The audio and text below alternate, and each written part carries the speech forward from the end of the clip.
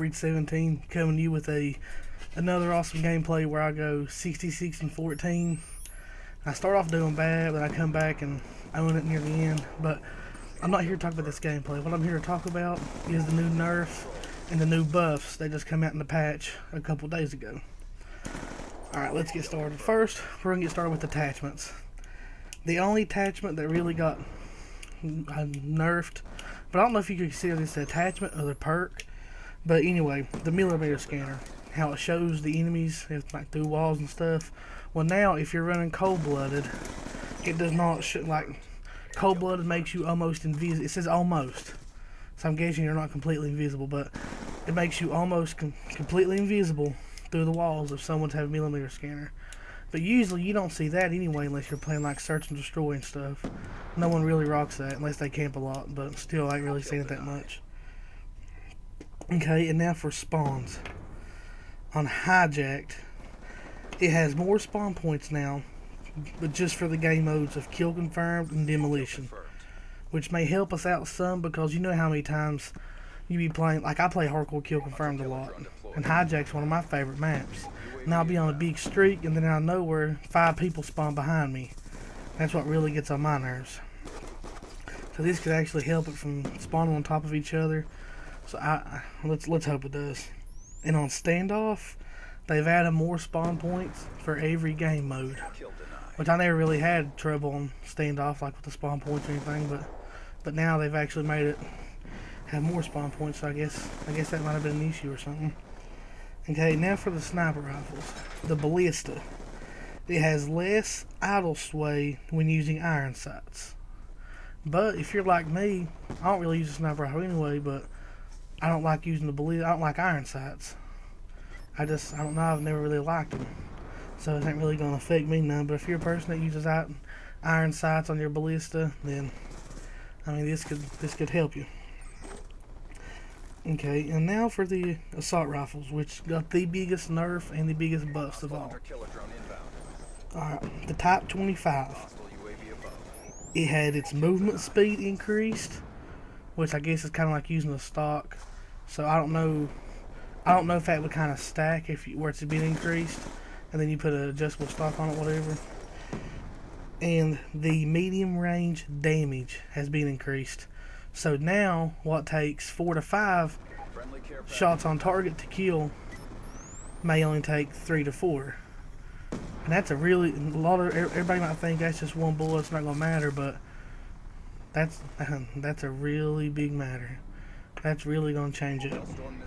And then the SMR and the FAL. I guess they tried to, because when you put select fire in these and make them fully auto, they was just beasting it. So they've nerfed these ones. When equipped with the select fire attachment, the damage has been reduced and the recoil has been increased when in fully auto. So I guess they're trying to make it not be such an owning gun, because those guns when you put full auto on, especially the FAL, will just absolutely own it. But now for the SCAR and the SWAT, they got buffed, which means increased. Nerf means decreased. But the long range damage has been increased on the SCAR and the SWAT. So which used to take, say, 5 to 6 shots long range to kill, may take 3 to 4, 4 to 5. And I know the SCAR, from what I've seen, is probably the most popular assault rifle in the whole game. So, you know, that right there, that's going to affect a lot of people. A lot of people's going to be happy about that. Cause I know a lot of people that use the SCAR, which I don't really use assault rifles. I use nothing but SMGs. But I mean, if I was to use one, I say my choice would be the SCAR or the AN-94. And then now for the submachine guns, which is probably the most used guns in the game.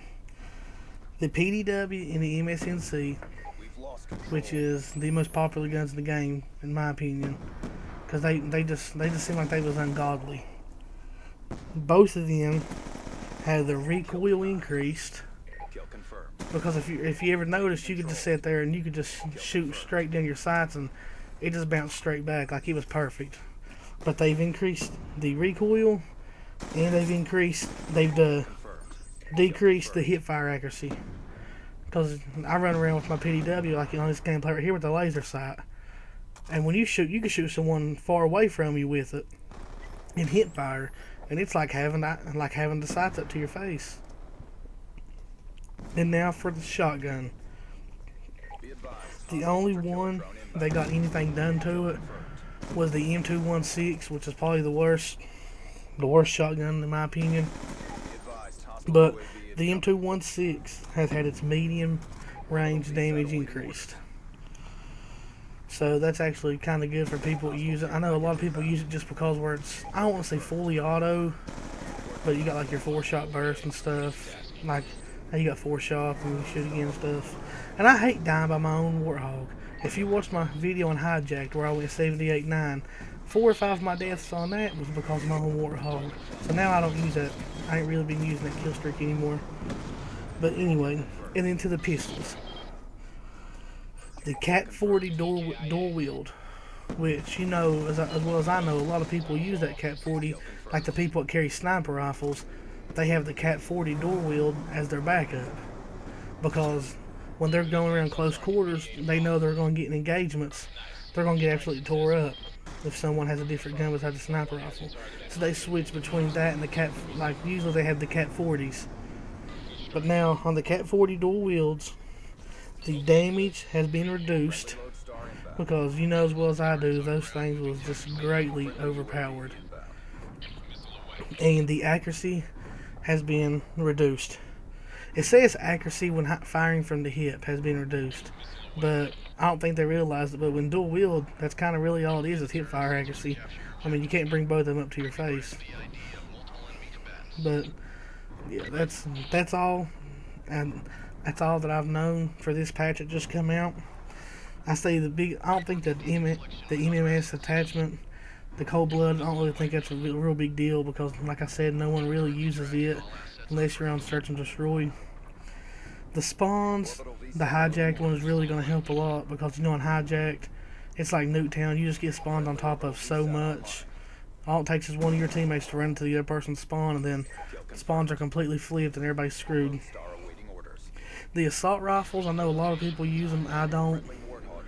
But like the Type 25 got buffed.